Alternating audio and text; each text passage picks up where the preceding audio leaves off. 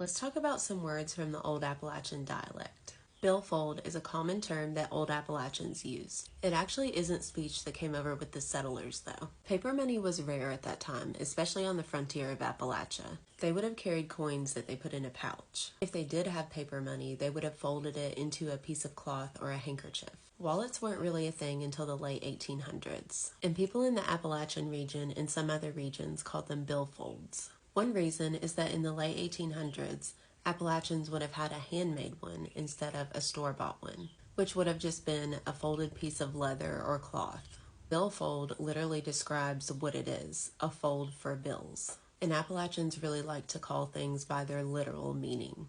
You put a bill in it and then you fold it. And with the isolation of the Appalachian Mountains, people were still calling store-bought wallets billfolds later on. Another word used in the Appalachian dialect is pocketbook for purse. It kind of came about the same way billfold did, except settlers did bring this term, but it originally meant a book that fits in your pocket, like a little notebook.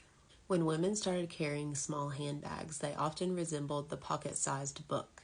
Men were mostly the ones carrying cash, so they called theirs a billfold. Women were carrying other things, like stuff for sewing, recipes, and letters. The word pocketbook stayed preserved in Appalachia even when pocketbooks got bigger and fancier. Over time, that started to mean the entire purse, or the bag that held all your personal items. Men and women would also use them interchangeably sometimes. My granddaddy called his wallet a billfold, but every now and then he would say, "Go get my pocketbook," and he meant go get his wallet. And sometimes my grandma would say, "Go get my billfold." That meant go get her wallet out of her pocketbook.